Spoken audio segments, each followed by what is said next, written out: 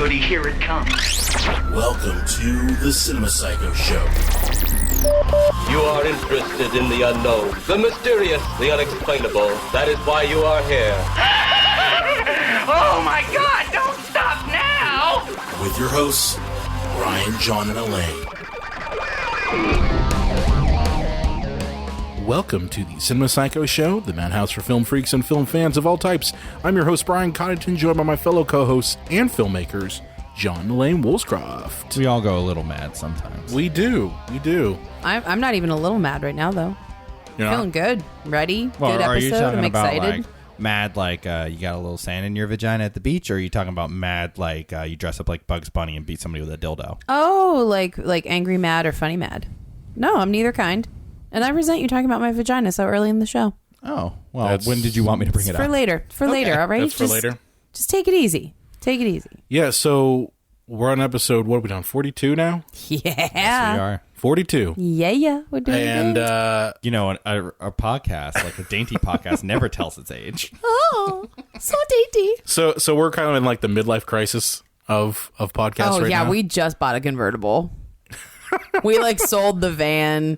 Yeah. You know, we're changing the kids' rooms around. They just went to college last fall. You know, we changed it into a exercise room. We're getting buff. Starting to get a little secretary side ass, you know. Secretary. No, we're not assholes. We're just having a crisis. Oh, I thought we got the secretary pregnant with twins, like how George Clooney got his wife pregnant. Oh, shit. Look at what you did. Look at the thing you just did. You always do it. You always do the thing. Yeah, we in the land of entertainment, we do not have too much, I guess, to talk about, which is great because it means nobody died. Nobody died. For a change. Thank God for We kind that. of ignored poor Mary Tyler Moore, but Well, we had just found out when we were recording the time that she had died. When you said, at the end of the episode, we had just found out. So, yeah, we didn't have a chance to discuss. But yeah, I mean, her being gone is really sad, and it's just adding to the 2017 I promise I'm not drinking scotch roll right of now. bullshit. You should be. We all that'd be should. awesome. I should be drinking scotch. Why are we not drinking You know scotch? how many all of us? podcasts I've listened to and they're like cracking beers, like Drinking Partners, they do that. Yeah, well, yeah. And then like I was listening to Does This Hold Up too, and they're cracking beers. Why are we not cracking We beers? should be We're losing cracking out. something too. Like telling I've got our- fucking Sunkiss right here, which is very delicious. Very delicious. but very it's delicious. missing the vodka that should be in there with it. It really is. Well, I think the episode, we have an episode that falls on March 17th this year. Do we? So I really think that we should do that one hammered. That would be amazing. One episode a year, we'll just be drunk off our ass. Drunk Like, let me episode. tell you something about movies. Drunk episode. I think Fuck it's- movers. I think it's a good, I think it's a good movies. idea. Fuck movies off TV. I think it's a good idea. But anyway, so all we have really for news right now is that George and Amal Clooney are expecting twins. Ooh, did they do some kind of announcement where they were in some weird garden with flowers that looked like the back cover of Sgt. Pepper's and the tacky is all out Hey, get out? you know what? And I haven't researched it fully, but with Beyonce's announcement, I'm told that there's a lot of cultural elements that, as someone who doesn't know a lot about Black culture, might not understand. So I'm willing to say that I don't know that much. Well, And I'm not going to make fun I of it. didn't have any issue with Beyonce's, I think it was just interesting Preggers because pick. there was, because obviously, Beyonce is pregnant with twins too. I think it's interesting that she did do the announcement this way this time because there was a lot of speculation that she didn't actually carry Blue Ivy because in an interview that she was in, she Who's went Blue to Ivy? That's her her kid. first daughter. Okay, so oldest. she already has a kid. Mm-hmm. Okay. But there was Should- a lot of speculation. Brian, at you're the so time. white right now. No, I don't. Dude, I know movies. I don't know music. Okay. But how not dare you? music. That's not music. She was in an Austin Powers movie. She's an actress, okay? that Foxy was one. That Cleopatra. was one movie. And she's a whole lot of woman. No, but anyway, but for her announcement, I thought it was interesting that she did go for like the bare belly look because, a lot of people thought that she didn't actually carry her first child.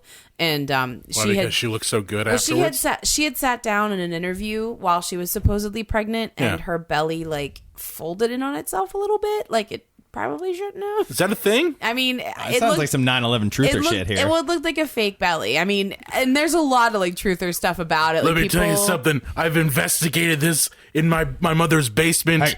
Hey, how do steel buildings collapse? I How do they collapse, I tell you? Dick Cheney put explosives. So, I mean, I like I said, I have no opinion. I just hope that everybody's happy and healthy. I don't really care. I'm not a big Beyonce fan. Neither am I. I hate Beyonce So, Knowles. wow. And I've also been told that if you don't like Beyonce Knowles and you're a man, you are racist and sexist John, for not liking her. We've had this discussion this week because of That her announcement. happens with a Is it lot fair to of say that there things. might be some things in the world that you don't know, John? That's not true. Between my sister and I, we know everything in the whole world. Go ahead and ask me anything.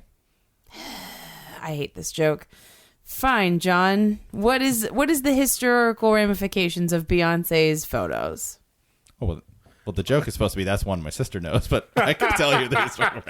They got both the genders covered. Yeah. Right, but I mean, What about transgender things? You guys like share roles on that one? What do you mean? Like, you mean with our genitals? What do you No, mean? no, no. I my. meant you kind of alluded to the fact that okay, you know everything about dude stuff, and she knows everything about chick stuff. So No, I just meant everything in general. it's an old joke, between me and my sister, we know everything, and then you ask them something like, oh, that's what my sister knows. I don't know what. Oh, it's just an old joke. Yeah. It's not a good joke. I don't know joke. jokes It's not either. a good joke. But know anyway, jokes either. guys are getting wildly off topic. Babies everywhere. So, but that's the story from. It's kind of a blah news story. I'm gonna It be honest is. with I you. mean, I'm not saying it isn't, but we should get through it. yeah, Let's I know not that. admit that our booking is not that great here, guys. Let's just not Nothing hold really for happened. editing. Nothing really happened this week. I mean, there's nothing really to talk about. The only that thing was I could really that say is, well, pressing. John Wick comes out when this episode comes out. John Wick number 2. Yeah, and I heard it had the best, re-reckoning? most flattering, honest 90 trailer of all time. Well, the honest trailer for John Wick. I was watching that today, but here's the crazy thing. Okay, because a lot of people give Keanu shit.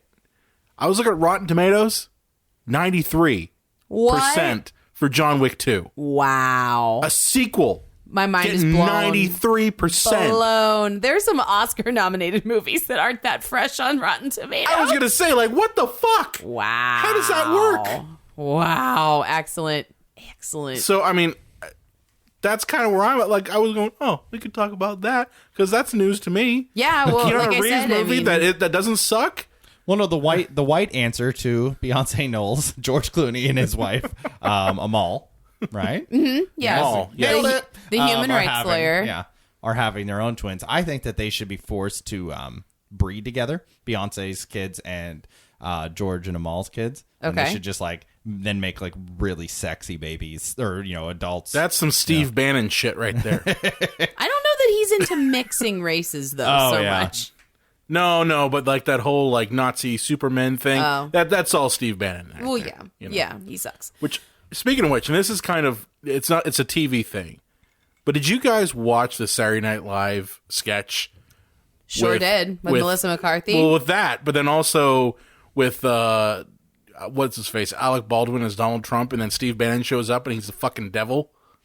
Oh, you know what? Oh, yeah. Was he the Reaper? Well, he looked He was the Grim Reaper. looked like Yeah. Skeletor. Grim Reaper. Yeah, I saw some images. I didn't And watch then they it. had no. Trump go to a little baby table with one of those expandable plastic ball things. Oh, He's my. like, wow, this is amazing.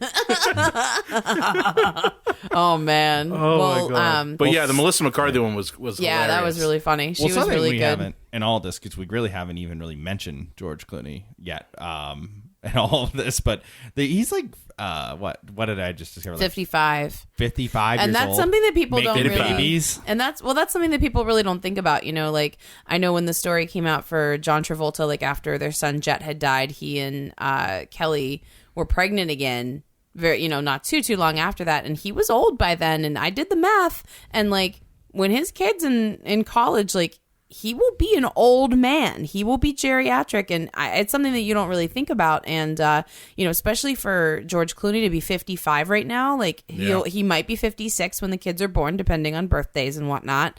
But it's I don't know. I think that John and I are actually uniquely qualified in this respect because our dads were older Alcohol. Oh no, sorry. when they had us. That's my dad. My dad was the alky. Because my dad was 47 when I was born.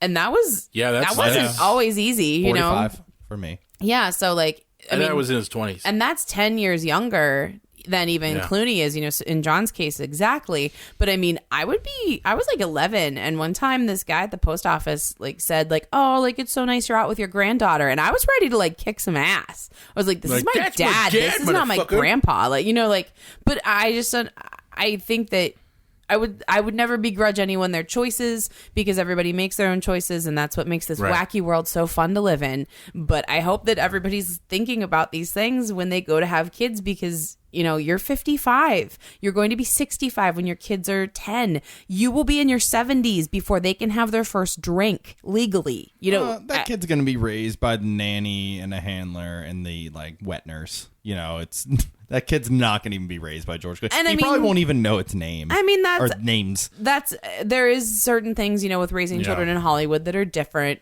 than what we would expect. But I don't know that it should be such a celebration because I remember in particular it really just bothered me with the John Travolta thing because everyone was like, they're so brave, they're moving on after losing their son. I'm sorry. And I think I've said this before on the show. I hate the term brave. Yeah. I don't know if we've talked about it, but yeah, I do too. That whenever I hear someone use that term and they're not referring to, I don't know, someone who's getting persecuted or, someone who knowingly jumps in front of, I don't know, a bullet or something like that. I know what you're saying. Or jumps into a burning building. Anything that isn't that. Mm-hmm. I hate it when brave is used as a description. Yeah. He's so brave to have kids. I don't know, Brian. It was very brave to read the script for Look Who's Talking 3 and to actually agree to be in it. I mean, that is kind of torture, but I mean, at the same time, I'm just saying. No, I know what you're saying. Well, I hate that term when it's used for things that honestly are just called choices. They're not called brave. It's called you made a choice. Yeah. You want to have a kid when you're 50-some years old? Okay. That's just you want to have a choice to do that. There's nothing wrong with that. Right. And I mean, more power to you. That's great. But you're not brave. Yeah, and like I said, especially with the John Travolta stuff, they were just so lauded and celebrated for it, and I just think there's a little bit more to it than that, truly, because when you are that old, when your children are born, there's consequences Plus, for that. I'm going to be honest with you, that medically they said the older you are, the more chances you could have for serious birth defects and things along those lines. And too, especially when women get older, the older women get, there's a lot of complications. It's with men too. After 30, men have the same problems. After 32, it's considered a high risk pregnancy, and after 35, you have to be in bed a lot. If you're as the woman carrying the baby, you have to be in bed a lot. Well, Amal is 39, I believe. Mm-hmm, right. And I just looked it up. JC's 47, so he's no spring chicken either about having kids. JC. Oh, Jay-Z. Oh, sure. Yeah. So like I said, 47, these twins will be on the same trajectory as I was, because it's the same age that my dad was. And, my dad was older. He was older than all my friends' dads. And it was a little strange. Now, I think everything about being in Hollywood's probably a little strange. But, it's just something to think about. It's a little bizarre to have, older parents, Kind of strange. I don't know. I guess it's that new era of you can have it all because George Clooney's had this huge career and now he's finally starting to have kids. I look at him as the guy who was in Return of the Killer Tomatoes.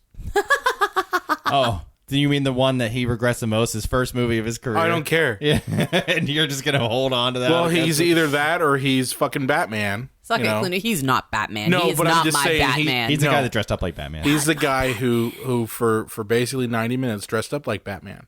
Mm-hmm. Exactly. And apologized for it. He had the good grace. Did he actually apologize for it? He had the good grace to apologize. He said he was a terrible Joel Batman. Schumacher also apologized for it. I think Chris O'Donnell was just like, suck it, I got paid. I'm sorry, it's too late for Joel Schumacher. Yeah. He did it twice. Mm-hmm. Okay? There's no excuse. There's no excuse. It's bat nipples.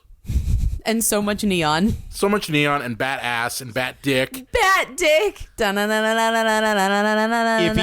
If Joel Schumacher had, and they were thinking about giving him another Batman movie, it would have had a dick. It would have, if they had made another one. It would just been a giant dick with balls and bat mask the most on the head. terrifying Well, the thing is, Alicia piece. Silverstone would have been in this one too, and then she would have come out with her Batgirl outfit on, and it would have had rubber pubes, and then Robin would have been like, "Dude, mow that lawn, Batgirl." She's like, "It's on the outfit. I don't have any choice." And that's what passes for humor in a Schumacher movie. Yikes. Yeah, and neon gangs. Yikes. So that was our fun news story. Yeah. I mean, that honestly, I think it's fitting that news story, which touched on SNL, George Clooney, Batman, and bat pubes. And bat pubes is part of our bad movie madness month. It's true. It's true. With our review of The Room, which is coming up after our break. So that'll come up right after this. George Clooney and darn, you were doing a thing. George Clooney Look what and Beyonce Knowles have both been in horrible B movies, most of their entire careers. So that's very fitting too, because George Clooney's only made about 2 good movies his whole life. That's true. Good point. So we will continue our discussion of B movies when we get back from the break. We are doing The Room today, guys, so buckle in and get comfy. Oh, yeah.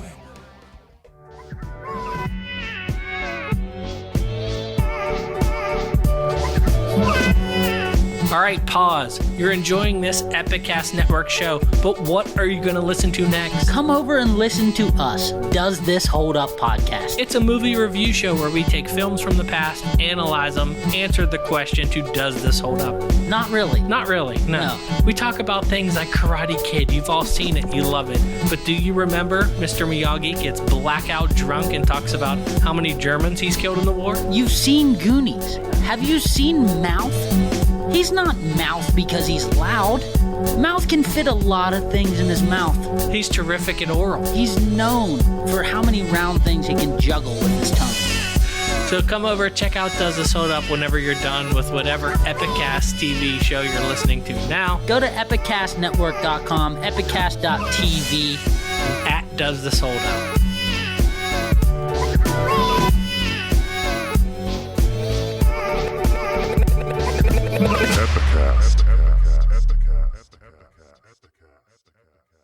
And we're back. Yeah, that was a word from Epicast. Yeah. Our awesome sponsor / network / father. No, teacher, mother, secret lover. Yeah. Honey, you always make that mistake. You can't just keep going up to people and calling them daddy. Dad? No, you can. You can't do it's that. It's making grocery store runs really uncomfortable. But yeah, except for Gummy Joe. I've been diving into the Does This Hold Up guys, and that's the spot. And their review of what was that? Fucking Unbreakable. Hilarious. Yeah. Well, they're doing a sequel. Did you see? Well, yeah, Split. Well, I mean, it took place in the same universe, but they said that's the sequel. Is that it? That is it. Oh, I thought they said they were doing another one. No, they said they were going to do a third. Oh, my bad. But Split is considered like the sequel. Mind blown. Yeah. Very cool. Yeah. Very cool. Mm-hmm. So this week we looked at the perennial classic from our good buddy Tommy Wiseau, the granddaddy of all B movies. I feel like Not to be trite and cliched, but this is the Citizen Kane of bad movies. I wouldn't say it's the granddaddy. I'd say it is the modern classic. Well, yeah, okay, modern because daddy. I still Plan 9 is the that's granddaddy. True. That's a good point. I guess I meant like in the modern era of enjoying pure unadulterated garbage. Like this is the one that people really need to cut their teeth When people on. think of a B movie that was made in the past, 20 years, this is the film that that's they more think what of. I meant. If you like having friends over to watch bad movies, but and you like laughing your ass off, so they got to be good, bad, and have a good time and laugh at the incompetence of acting, screenwriting, production, everything across the board, and you haven't seen this movie, what the fuck you doing? What are you doing with your life? Get it? This movie, you should see this movie no matter what. Like, I should be Tommy Wiseau's agent and everything else for him, because I make it my mission, if you have not seen The Room, to make you see The Room. Now, this is like your favorite film. This is my favorite film in the universe. Like, this goes above like Tim Burton's Batman. Oh yeah. This Holy is shit. bigger than Doctor Strangelove. This is bigger than Goodfellas. Yeah, this is my all-time favorite film. Wow. Well, let me ask you this question. Yeah. Why is this your all-time favorite film? I've never had a better time watching a movie. I've never laughed harder at a movie, and I always love reveling in incompetence. Very Schadenfreude in that sense. So just watching these incompetent people implode on themselves made me so giddy and happy. I don't think I've ever had a more enjoyable time with a movie than I have with The Room. Yeah, interesting. Very interesting. Yeah, The Room. Do we have any stats on it? Yeah. Well, once again, so it was completed in 2001. Oh God. It originated as a play, but Tommy Wiseau was the filmmaker, writer, director, star, producer. I think that's kind of one of the tenets of being a B movie, is that you have to kind of put your name on everything. Now, I will get slack from this because a lot of my films, I do everything. So, like, writer, director, producer thing. Brian, editor. you got like $500 to make a movie. Of course you're going to do everything. Exactly. But sometimes I get shit from certain people because I put my name on it like 1,000 times. Well, you're supposed to. You worked on it. It's I really hate when I yours, see this from independent filmmakers. I hate when it's written by Joe Smith, produced by. Well, that's Joe what I'm Smith. saying. I've got Written, produced, and directed by Joe Smith. You do not. That's a very long title, though. Like, that's a long little credit thing that's got to pop up.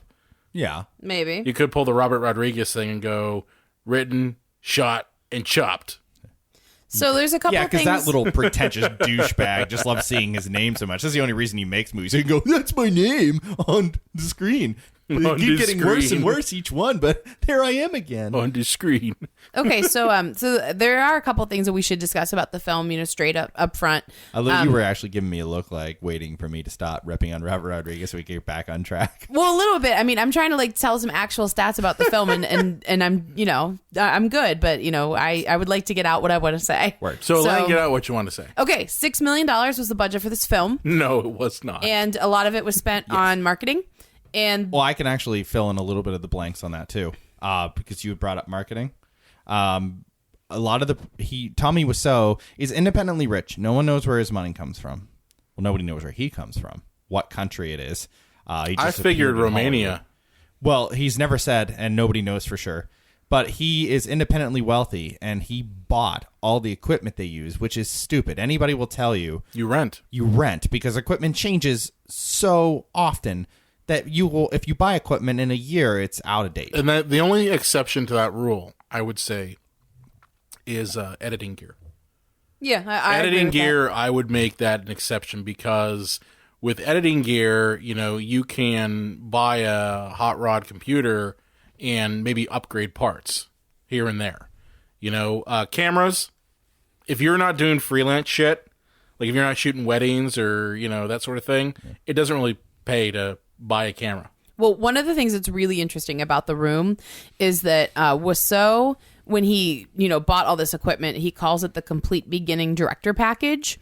This included the purchase of 2 brand new film and HD cameras at the time, because Wiseau, he was actually confused about differences between 35 millimeter film and high definition video, and he decided to shoot the entire film in both formats at the same time. With the cameras right next to each other, right? Yeah, it was a custom built apparatus actually that housed both cameras side by side, and they had to have 2 crews, one for each, to operate them. That is the dumbest thing I've ever heard of. And Wiseau said he wanted to be able to say that he was the first director to film an entire movie simultaneously in 2 formats, but only the 35 mil stuff was ever used. I was going to say, what if you're using the 35 mil, I mean, aside from, really 35 mils could be perfectly fine for you. Well, that's a better resolution than HD to some degree. It was a nightmare in post as well, and John has told me this story before because the audio was a mess. Because the cameras were side by side. Dubbed? Mm-hmm, because the cameras were side by side, and the HD camera was picking up everything that the 35 mil got, but there was no audio equipment for the 35 mil, so they had to redub it. See, I would say that's the dumbest thing I ever heard, but I just remembered that the internship that I worked at in college had the dumbest thing I've ever heard of. And quick little side story here. Was so dumb? No, it was. So I worked at a production company that's now defunct called Backpack Studios, and they were run by Cameron Romero, who is George Romero's son, and he actually split from this organization before I started interning there, and they were working on a documentary on Prohibition, and one of the things that they wanted to do was shoot reenactments of old newsreels, like from the 20s, and, you know, kind of get that look. And, you know, thinking what I know now, I'm like, why don't you just use like a video filter or some shit like that to make your HD footage look like it was in the 20s, you know, or the teens or whatever. Right. That's not what these guys did. What these guys did was rent, and it was specifically the cinematographer, and I don't remember his name, but they actually rented a hand crank camera from that era. And then the best part, and this is really the part where it's like, you just upped a notch to complete stupidity. They tried to get sync sound with the hand crank camera.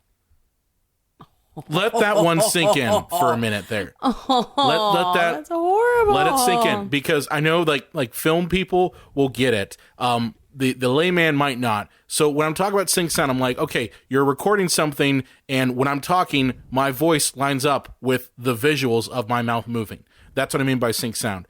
And the reason you're able to get that with a regular camera, even if you're using the 35mm camera, right, is that there's a fucking motor in it. Yeah. So you know that it's going to be moving at a constant rate, okay? But this asshole was trying to get sync sound with a hand crank. So you know what happens with a hand crank? The motion varies. That's why there wasn't sound back then. Yeah, and depending on... That's the dumbest thing I've ever heard of, and the dumbest thing I've ever seen. We wasted like 2 hours waiting for him to fucking figure out how to work this fucking hand crank camera. He's trying to get fucking sync sound with it. Well, like Battleship Potemkin or Birth of a Nation, yeah, if it's an action sequence, they would crank the camera significantly faster, and then, you know, they would, if it was a slower, more thoughtful scene, they would crank slowly. Yeah, but that's my point, is that, not to digress, but I'm just saying... That's the dumbest thing I've ever seen. Well, a lot of bad, choices can be made. And in this case, it was kind of like Tommy Wiseau was a run and gun director who had a lot of money, but no brains of anything he was doing, and had way too much ego to say, I don't know what I'm doing. I'm going to hire people that do. He wanted complete control over the whole project. And, for anyone familiar with the film, just so you guys know, the script was even worse originally than what ended up on film. Like, they said some of the stuff was just unsayable, and a lot of the stuff was cut. And I mean, Wiseau was making day by day changes where he would have that day's pages for them in the beginning of the morning, like on production. Well, you speak about control. I actually met the true director of the film, because Tommy Wiseau would say, hey, can you tell me where to put the camera and then tell the actors what to do? He's like, so you want me to direct your film? You want me to light the scenes, to decide where the camera goes, and tell the actors what to do? So as much as Tommy Wiseau likes to brag about directing the film, he actually didn't. And I met the man. Who was the director who actually did it? Oh, gosh. Oh, he came to the Hollywood, though. They did a screening at the Hollywood a couple years ago.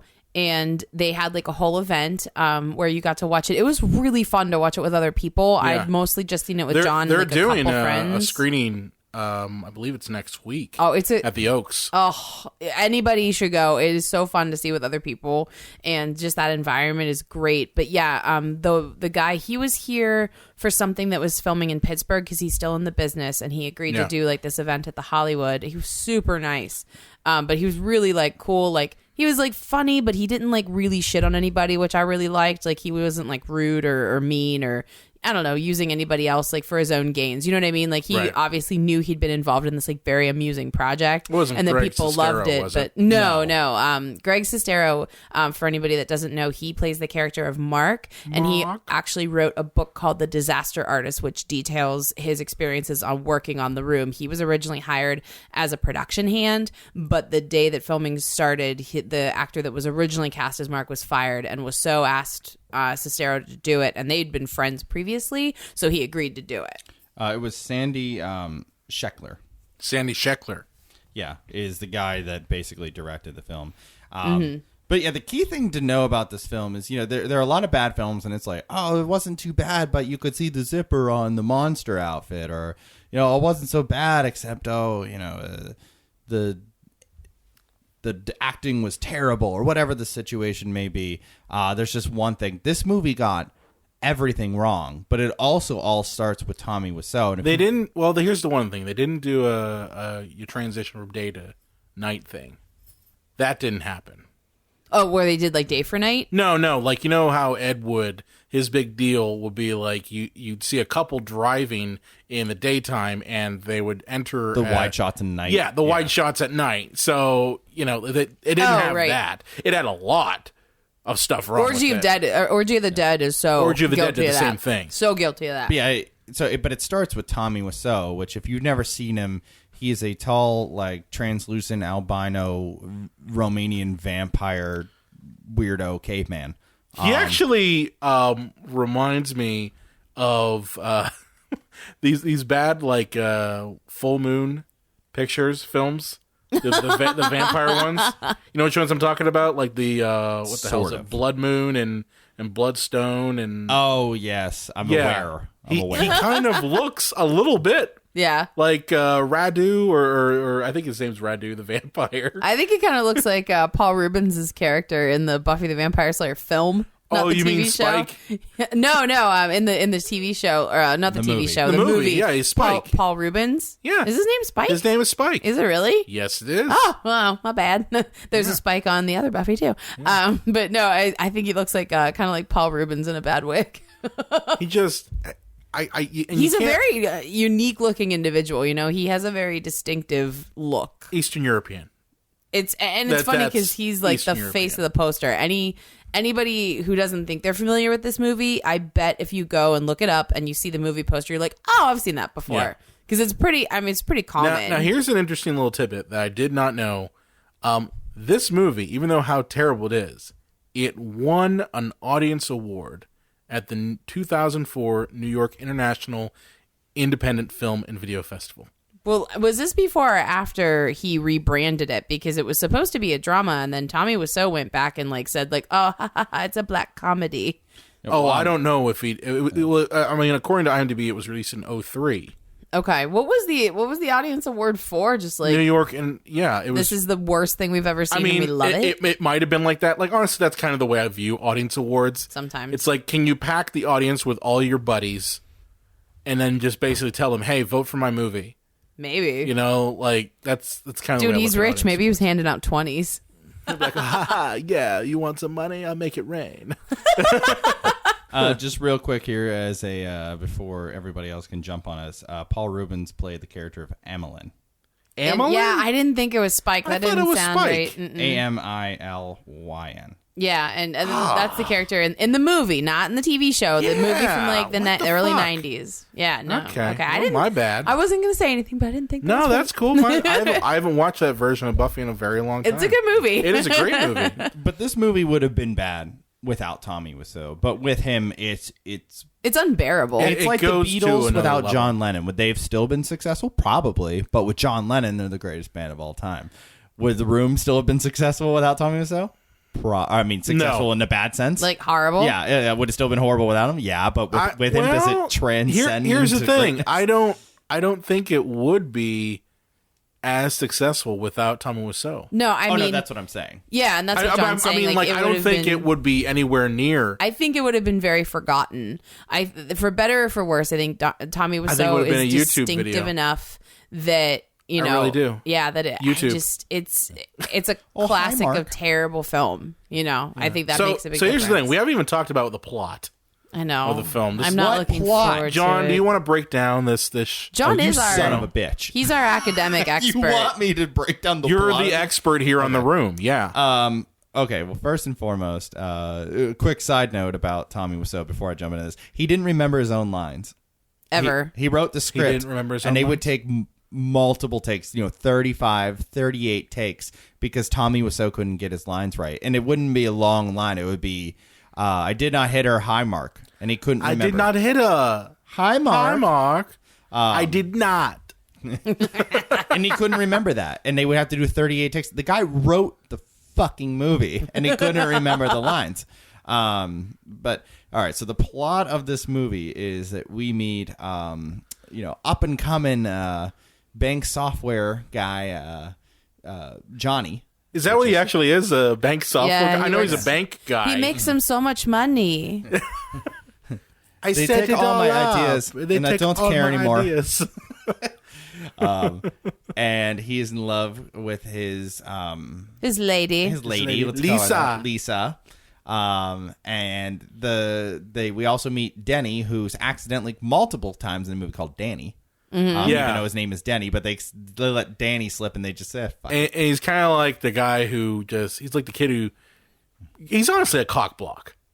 He's a weirdo. He's a weird, creepy, borderline fucking sociopath. Yes, and he's got the weirdest ass bowl cut. I know it was popular back then, but In 2001, when they were filming this, that was still a thing? I don't know. I mean, it could have been, but I just know, like, the whole time watching him, like, he's got this creepy stare. Like, the first 5 minutes he comes in, he's just creeping on Johnny and Lisa, and you can clearly tell that they want to get busy, and he's like, oh, three's a crowd, and he doesn't catch on. And he doesn't catch on, so he's just like, I want to see Lisa naked.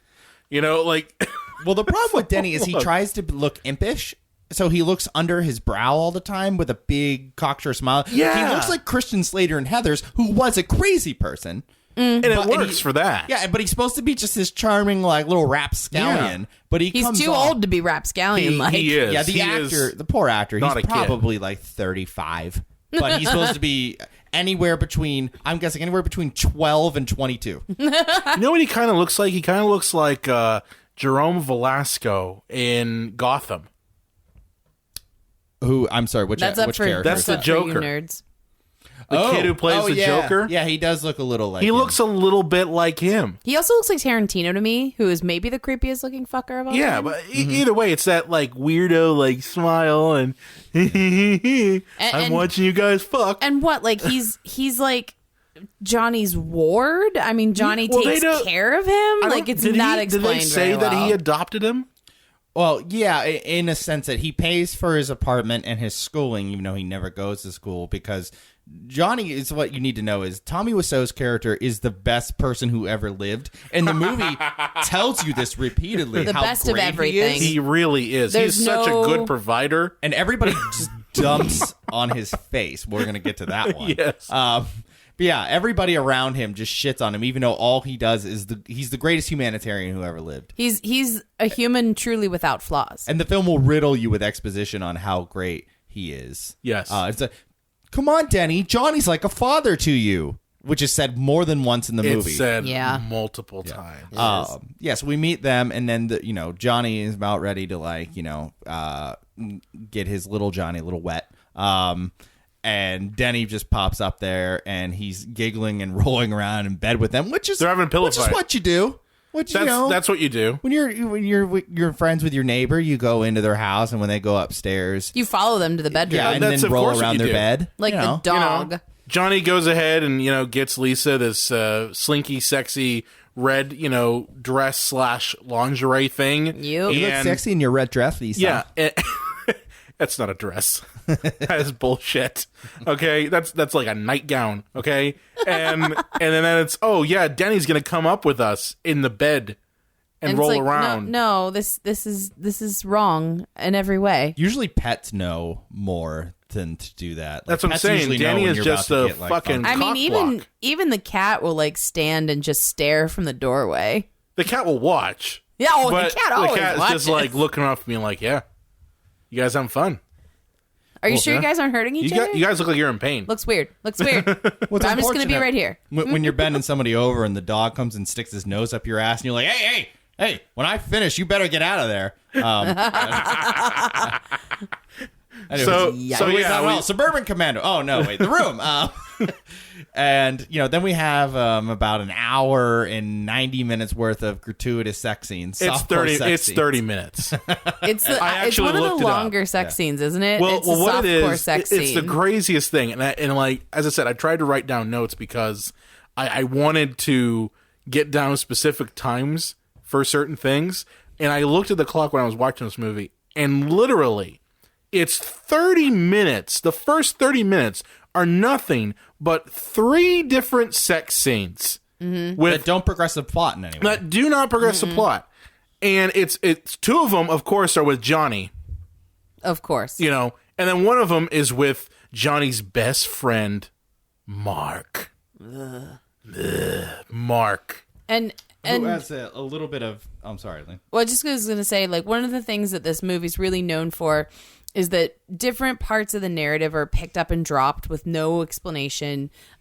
Basically, Lisa's whole thing is that, Johnny seems like this nice guy, but what he doesn't suspect is that his girl's like two-timing him, and Lisa is actually sleeping with his best friend Mark, and she has this mom who says, like, you can't leave Johnny because he makes such good money, and like, you're out of work right now.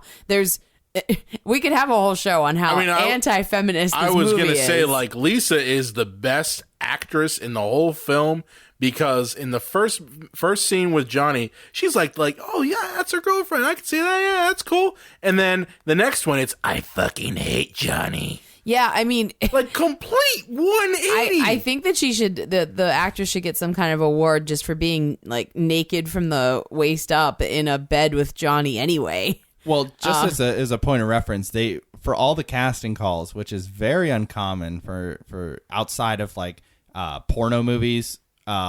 This is uncommon. All the actresses that auditioned had to make out with Tommy Wiseau, and they had to dry hump him. Oh God! Seriously? There was a bed in the casting thing, and they had to lie there while Tommy Wiseau got on top of them and thrusted and made sexual noises. This is in the book. Oh my God! That the guy that played his best friend, the disaster artist, is the name of the book. Yeah, and just so he's like, these poor women. He's like, so in this scene, I will be on top of you, and we will have sex, and so, it's funny. We kiss, and then I go on top of you, and I thrust. Yeah. I mean, that's kind of what the scene looks like. Now, didn't the couple actresses that were hired before the one that eventually played Lisa didn't a couple of them quit? Oh yeah, that were supposed to play Lisa. Yeah, a couple just out of like emotional distress, or the movie just being god awful, or being confused, or not, any number of issues. A couple of Lisas quit before. And I don't know if I started the movie with this weird like Romanian vampire albino just dry humping me in a casting room, I don't think I would stick on with them. No. That doesn't I wouldn't have lasted well. The duration of the audition, I don't think. It doesn't bode well. It doesn't. But so after about 3 hours and 3 hours and 47 minutes of sex, the movie continues. Kind of. Yeah. So basically she's two-timing Johnny because women are evil. Yeah, there's like no explanation. That literally is it. She really is like a bitch. Like her character just so mean and like evil and selfish. Like it's very bone chilling that this is his view. Yeah. And he comes home, he's like, I brought you Russ. Ha ha ha, I hate you. Get out. You hit me. I never hit you. I did not hit her. I ordered your favorite food. Ha ha ha ha. I wish you were dead. Ha ha ha. Like there's no explanation. There's all no continuity. Treat her like gold. There's no continuity, and like it's so strange to see how the script like really self-aggrandizes his character and like demonizes the Lisa character. I mean, I'm not saying that like you should cheat and that doesn't make you a horrible person, because it does. But it's just like everything turns on a dime, and like tonally nothing makes any sense at all. The one thing that I didn't quite get when I rewatched this film was the scene where like I guess Johnny's friend like just walks straight into his apartment when they're not there. Him and his girlfriend, they just start going at it. Oh yeah, meat underwears. That guy. Yeah, meat underwears. They have some assorted chocolates. Yeah, some assorted chocolates. She gets his coconuts. Yeah, and like I'm just like, what the fuck? Like, is your apartment just like a sex palace? Is it a youth hostel? Well, yeah, or youth hostel. Yes, exactly. And so this is how characters are. Screenwriting 101. Yeah. Do not introduce a character that does not have some relevance to the story. This character comes in, gets caught by it's by Lisa and the mom, yeah. Like about who's got breast cancer, but it's okay. Yeah. That's dropped. She says, I have breast cancer, is never brought up again. But he gets caught by them having sex. Then he tells Johnny, I got caught trying to have sex in your apartment, which Johnny just says, you're so funny. Yeah, play a drinking game to every time Johnny goes, don't. You'll die. Don't do it. And then later in the movie, and this just speaks to unspeakable incompetence, that actor quit the movie and was replaced by a new actor who is supposed to be the same character, but you're never told that. Well, and two, the wardrobe's completely different, right? Because the guy ends up wearing a suit later, right? He's a lot taller. I mean, it's a party, so maybe he was dressed up. But he's a lot taller, looks nothing like the original actor, but he's supposed to be that actor. And so this guy who, to the audience, for the first time we see, it's like, who the hell is this guy who deep into the third act is coming like, well, you can't treat Johnny like this. He's our close friend. And y'all, you can think, who the fuck is this? He's the Me Underwears kid. But they just recast halfway through the movie. They don't reshoot the earlier scenes. There's only fucking 2 of them. But apparently it takes, Tommy Wiseau 3.5 days to shoot 2 minutes of stock. Well, too, I mean, I know that one of the things that is really iconic about the film is that towards the end when they're all in tuxes and they're playing football, and that was really important to Johnny that they all do that because it was just iconically American to him or something. Yeah, his whole understanding of how America works is very messed up. They're constantly throwing around a football because in Tommy Wiseau's mind, that makes you American. Because, Americans throw around the football and they eat the Cheetos and drink the Mountain Dew and they cry when they see the Statue of Liberty. There is a segment that does that. It's true. He's not totally wrong on that one. There is a segment that does that, yes. It would be like if I was like, John, describe what a Frenchman is. And, wears a beret and eats French fries. Yeah, they like baguettes and they smoke a lot and they wear striped shirts. And the French people are like, dude, you're like an alien. You don't know anything about asshole. Yeah. But so that's one of the important scenes of it. But now he's oblivious to the affair for a while until like Lisa's behavior just becomes more and more outrageous. And by this point, Mark and her have had about 35 sex scenes. Yes. Yeah, at least. Vomit. And she throws Johnny a party for his birthday. His birthday, yeah. For his birthday. Yeah, she throws him a party for his birthday, like a surprise party. And that's really confusing and awful. And she and Mark are like trying to have sex in the middle of it. Because why not? And then the thing is, they're in the apartment. There's a balcony, and they all go out on the balcony for like cake, and just to get some air. And she brings, him back into the apartment to have sex with him. The door is not locked. You can see outside, and she's like, "Just take me here, bitch. Go in the bathroom." And of course they do get caught. At least get a mind for logistics, you know. Yeah. Lisa's not very smart when it comes to plotting her affair. No. She's just not. And then there's the famous roof scene, John. Do you want to break that down for us a bit? That's hilarious. Okay. So, Mark is getting a little edgy because, he needs to go from, like, friend to villain.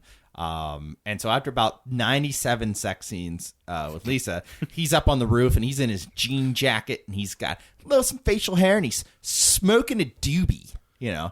He's a reefer addict. He's a reefer and Johnny, of course, comes up and is like, "Oh, we're best friends, and I love you so much, and I want to give you money so you can buy a house." Ha ha ha ha. Tell me about your sex life. Yeah, tell me about your sex life. And just probably, just saying the nicest things in the world, and then wonders what's wrong with Mark, and Mark goes to drop him over the roof. By the way. The roof of the building, they had access to the studio, which they shot this film at. They had access to the roof. They said, you can shoot on our roof. They chose to build multiple thousands of dollars of green screen sets. And it looks like shit. It's so bad. It's really terrible. With pickup shots of San Francisco that don't always match in between the two shots. Yeah. Different times of day, different times of perspective. And so they decided to shoot this on green screen because Tommy Wiseau's a crazy person.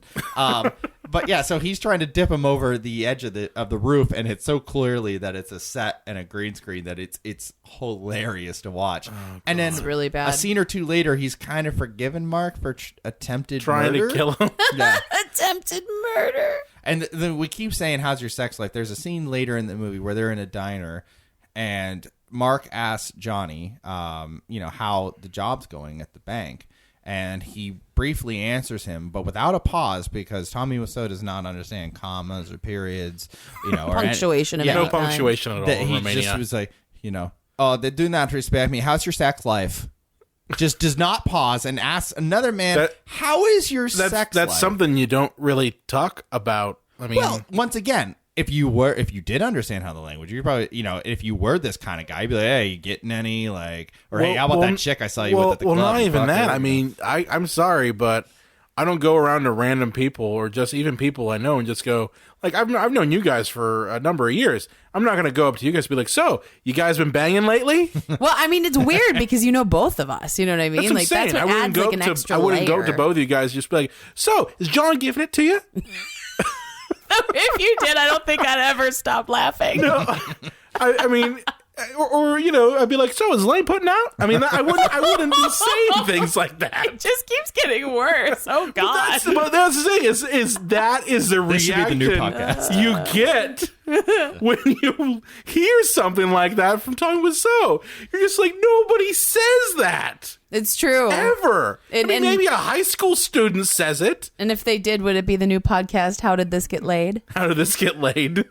Now it's time for How Did This Get Laid? Hey, how did this get made, guys? Don't sue us. Now, I thought you were going to bring up the other roof scene, which is my favorite. Oh, the drugs and Danny. That is Denny. actually the one that I was talking about. Actually, guys, I'm sorry. But I forgot that there were so many classic, iconic scenes on the roof. My bad. Yeah. So, we talked frequently of drop storylines in this episode. It's a big part of this Mom having breast cancer comes out of nowhere. Has never She's mentioned so again. nonchalant about it. She's just like, oh, yes, I have breast cancer, but it's okay.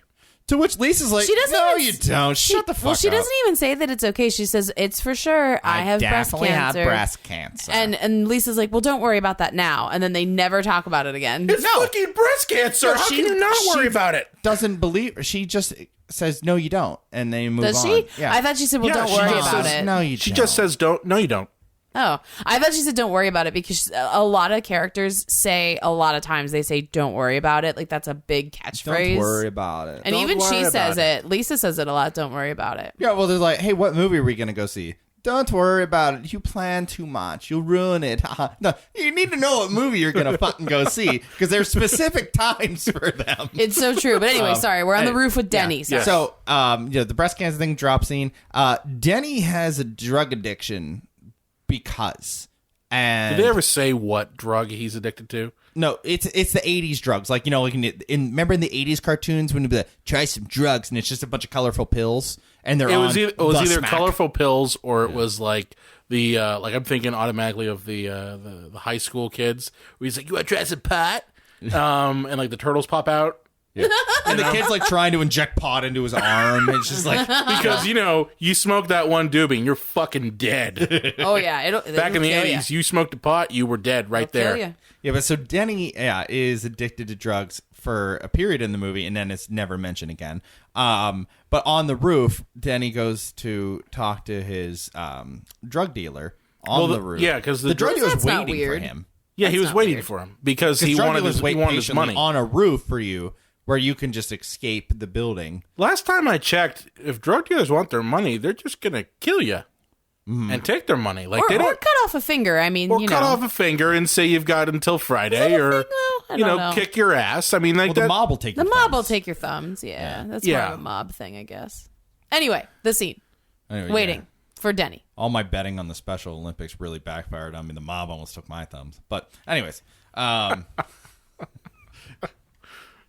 Okay, continue. I'm giving him that face where I want a divorce. Just always bet on the Special Olympic Kenyan. You'll never go wrong. Oh, anyway. God. Divorce. Jesus Christ, please explain the movie. And he goes up there, and then the best actor in the movie, which isn't saying much, is the drug dealer. He's like, where's my money, Denny? And has him, like, at gunpoint. And Denny's crying and pissing his pants, as Denny does. By the way, Denny's also about 5'6" and about 100 pounds. Not only does he look like clown rapist Christian Slater, but he's also that small. Not a good bone density. No. Denny. And then Johnny and Mark show up and with Lisa and Mom, and they go, "Oh, let's get him out of here. Let's take him to the police," which basically involves him just grabbing him by the arms and taking him away. He just kind of like, oh, I guess I'm going to jail. Real drug dealer, they'd be dead. Yeah. Everybody on that roof, everyone on that roof would be fucking dead. And then Lisa and Mom start yelling at Denny for about 45 seconds, and then Johnny and Mark are back. I guess the jail is like the 3rd floor of the building. The movie is called The Room. We're only dealing with one room. Yeah. We don't know about the other rooms in the building. It's very true. Yeah, maybe it's like, maybe like one of the floors is a mall and the other floor is a grocery store. Oh, I like this. But yeah, and then they're all screaming at Denny, and then of course at the very end, Johnny holds Denny and said, "Let's go home, Denny." Even though they're home, but let's go home, because like my love for you is going to stop you from being addicted to drugs. And then you never hear anything about this story ever. Why do you need money, Danny? Why do you need money? For drugs? You need money for drugs? But they shot it in the alleyway set that they built, and it took about 15 hours for a scene that was about 30 seconds long. No, it's maybe about 2 minutes. But it took them about 14 hours to shoot it. Tommy Wiseau gets this, hair up his butt that he wants to shoot it on the roof set. And the actor that they had used was already paid and gone. And he made the actor that plays Mark call him and say, "Hey, we have to bring you back. We have to reshoot the scene." He's like, what the hell are you talking about? Why are we reshooting it? He's like, he just wants to shoot it in a different location. And so they took another 14-hour day and reshot it on the roof, my God. which probably cost them multiple thousands of dollars. Oh, of course. Oh, wow. The thing is, a lot of people don't know reasons why film productions on like a Hollywood level are so damn expensive, and you have to be so precise. Is film stock is ridiculously expensive, especially 35 millimeter. And you don't get a whole lot of takes. It's not like digital where if you don't like the takes, you can just delete them off a memory card and keep shooting. Even with digital, it's expensive too. Yeah. Yeah, because everybody's time has to be paid for. It's all about, it's basically time. Yeah. Yeah, everybody's time has to be paid for. And so, 14 hours of 35 millimeter footage. And you don't get much in those canisters on cameras. Probably, I don't know, an hour to 2 hours per the canisters. I kind of look at those canisters as like mini DV tapes. Yeah. Mini DV tapes, you get about an hour in. That's true. So, that's about it. In that 14-hour day, I don't want to think of the countless thousands of dollars of 35 millimeter alone, tape. yeah, alone. And that's not breaking into, lab fees. Yeah, the processing, the process, paying all the everybody that was on set at the time. It makes me want to cry. It really does. So eventually, with everybody in his life shitting on him, well, I guess we should say in fairness, it's just Mark and Lisa. Everybody else loves Johnny. Well, his job doesn't appreciate him, though. Yeah, right. He won't get the promotion. Never see. We just hear about. Well, yeah. The George Lucas effect of we'll tell you about it instead of showing you. He just basically goes crazy and decides to when he gets proof, like, okay, so there's a scene where Lisa is talking to her good friend, who I'm going to call actress. Actress number 5.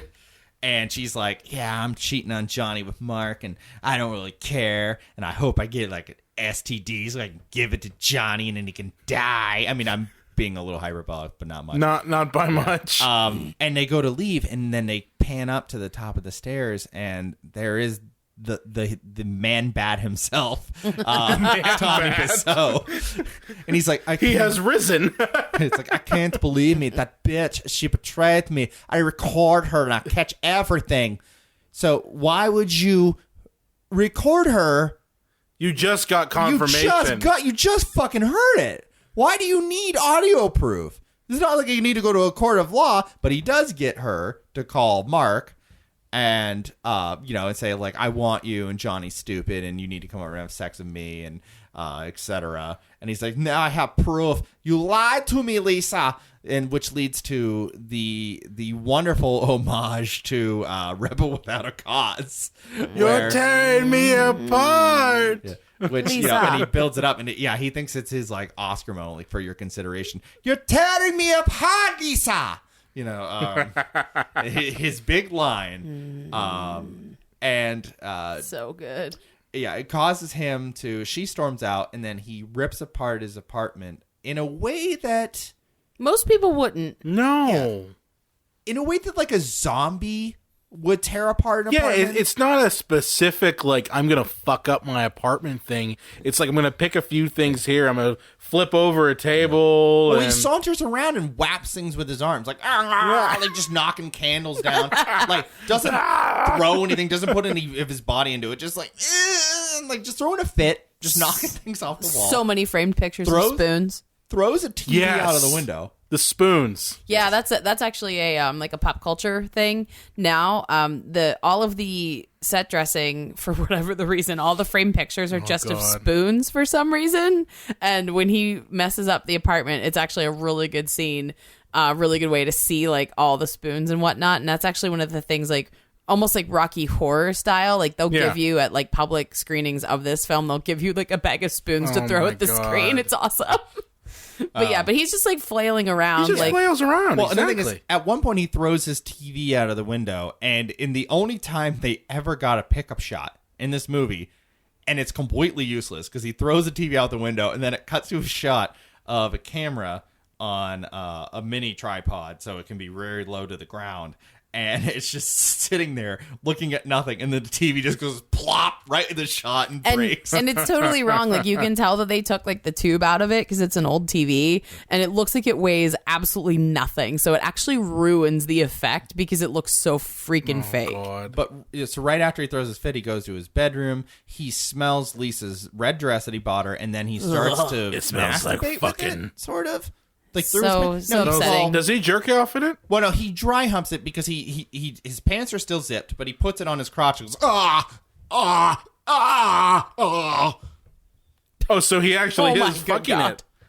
In a way, I don't know if you can really call it. In a way that like a 13-year-old would. He's having sex with his own misery, isn't he, at this point? Well, it would be if a billy goat who is moments from death but still wanted to get some with a golden retriever. You know, that's what it seemed like to me. And then decides he's gonna go for it and pulls out a gun and he's gonna end his life. Did anyone specify where he got the gun? Nope, that's never explained. Drug dealer's gun? Never explained. Filmmaking 101. If you're gonna have a gun later in the movie, you need to introduce it in the first or second act, so that it's not a surprise. Nope, never saw it. You know, and also.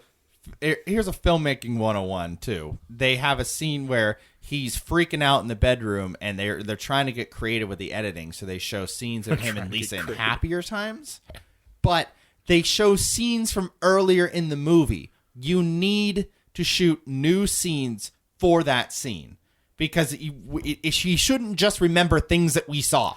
I was going to say, like, they've been probably dating for a long time. And it's only, the movie's only engaged. Like 3 days. So, time. It's only 3 days. So and the thing is, they didn't have any footage, so they're like, okay, we just need to pull footage from earlier in the movie. You know, right. That's amateur hour right there. Yeah, it looks bad. And he kills himself, and they all run upstairs, and like, oh no, Johnny, why? You know, and he's a lot of blood. A surprising amount of blood. A lot of blood. And that's when Lisa, over his dead body, says like, oh, Mark, now we can be together. And Mark goes, no, you bitch. This is your fault. I'm going to leave this scene, taking no responsibility for any of it. I was going to say, it's Mark all evil is pretty Lisa. Responsible as well. Yeah, none of his like own agency or like never. dick had anything to do with anything. Yeah. Wow. And then the movie ends. Yeah, that's it. That's it. That's it. Well, isn't she packing to like leave Johnny at one point before he kills himself?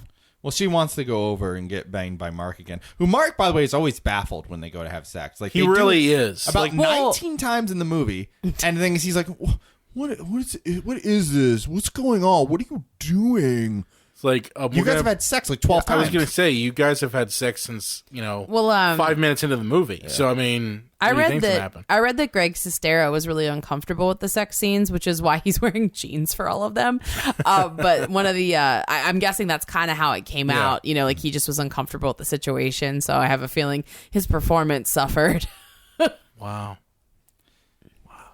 But yeah, so you mean his performance in the film, not his performance. Oh no, I meant performance in the film. Waka waka. If you're very confused by our review, so are we. And I mean, if you're a little upset at this point, that's totally normal. That's cool. That's cool. But you have to see this movie. You if you haven't already, you have to. I mean, we'll watch it with you. Just it get at us. really is an experience. And I mean, I'm going to tag Tommy Wiseau and The Room. He'll love post it. This. No, he loves publicity. Actually, no, he doesn't. Really? He's gone after Not people. anymore? He's gone after people who've reviewed his film. Oh, Like he gets his panties in a bunch over that sort of thing. I mean, I love it. I love it. Well, the thing is, Elaine said very early in it, the movie cost a lot, and they used a lot on marketing, billboards and ads in posters the of his Reporter. face. Yeah, and so they spent a lot of money on premieres and screenings in this movie, and it was treated like this, deep drama, very much like Cat on a Hot Tin Roof, and so like who is the playwright that he compared himself to? Was it Tennessee Williams? Tennessee Williams. Thank you. I was drawing a blank. Yeah, but he thought he was the new Tennessee Williams. Then the movie was just absolutely destroyed, and he just turned face and said, "Oh, it's a black comedy.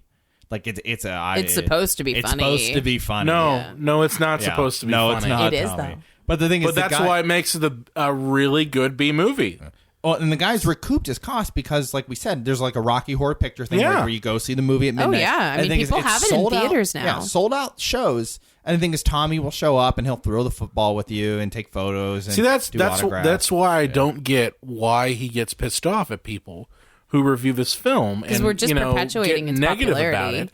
Because honestly, he's laughing all the way to the bank. I mean, and it's not like all that money that he spent on the marketing that almost bankrupted him. He's made it back. Exactly. So I've seen reports on. I think it was who the fuck was it? It was the Nostalgia Critic. Oh, he got it had issues with Tommy Wiseau. Really? He went after Doug Walker. Yeah. Wow. Yeah, he went out, it was a Nostalgia Critic. And it was primarily because he did his thing using a lot of scenes from The Room. Oh, gotcha. And, Tommy Wiseau flagged him on YouTube for it. So, I mean... fair use, Tommy. It's fair use, buddy. So, I mean, I get why he might be, like, pissed off. But, I mean, at the same time, I don't.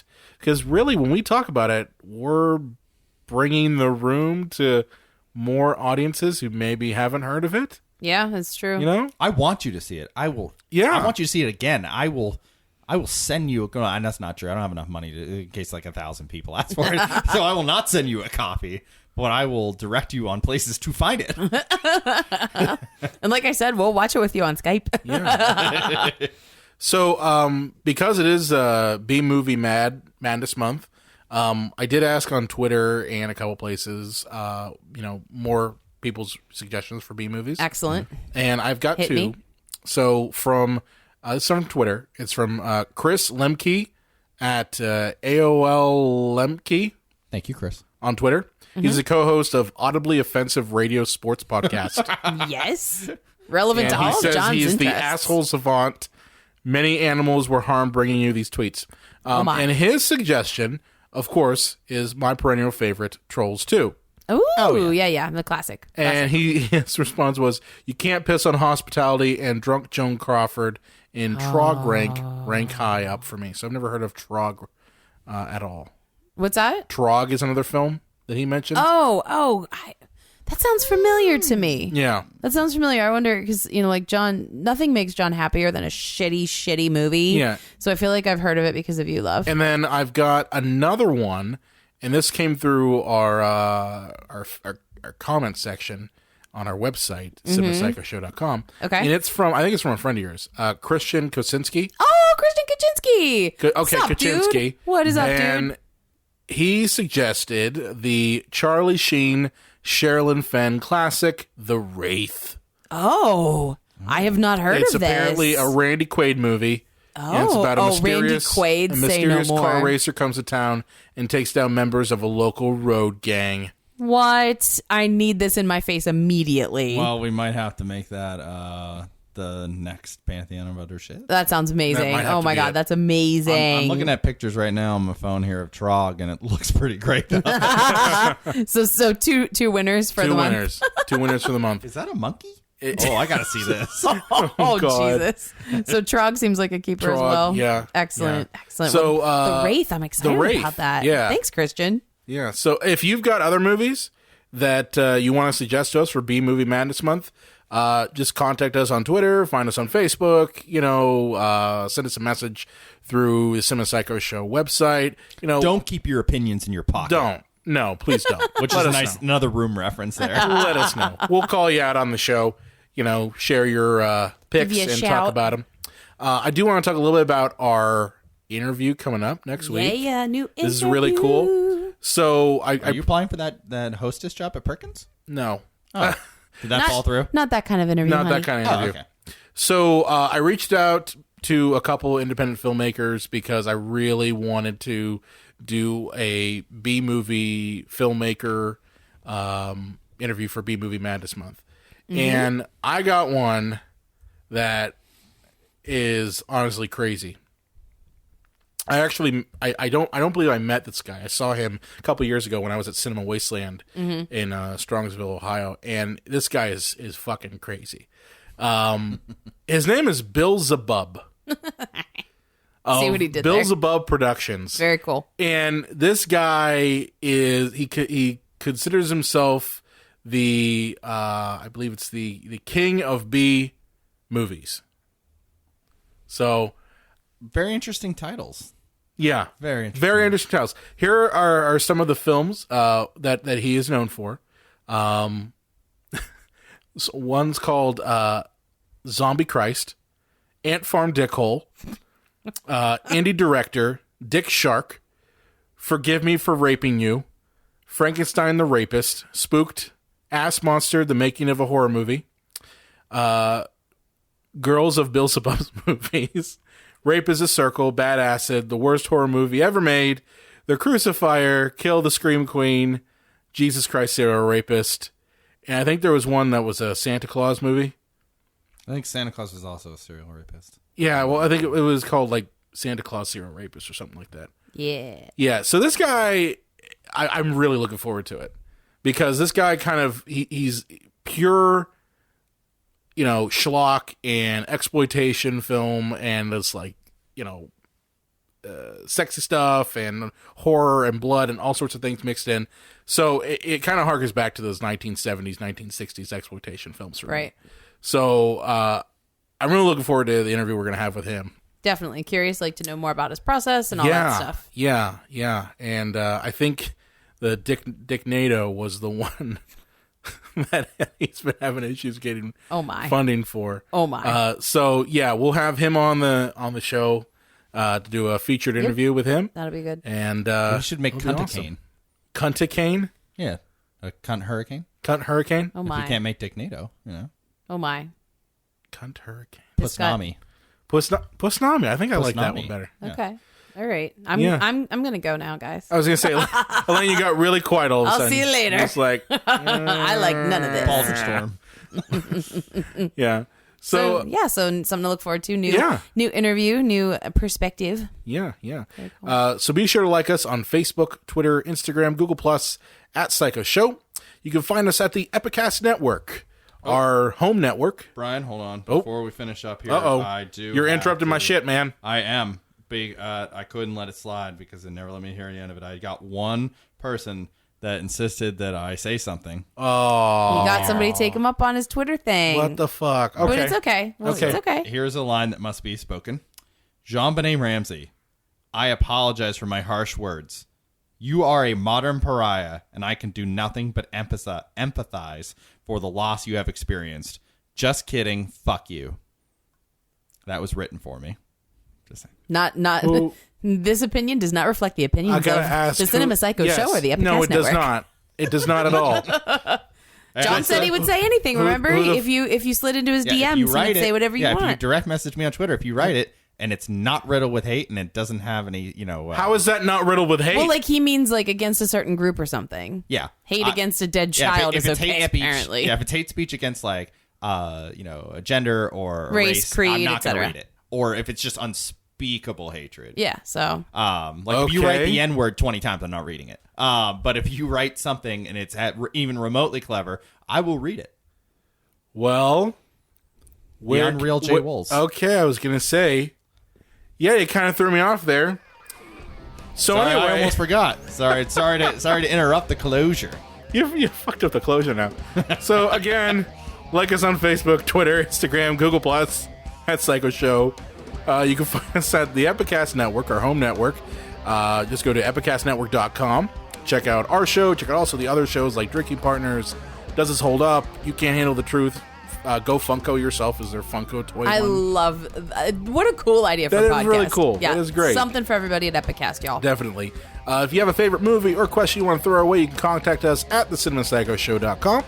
And make sure to subscribe to catch us on iTunes. Our new episodes are available every Friday. And remember, a stranger is just a friend you've never met.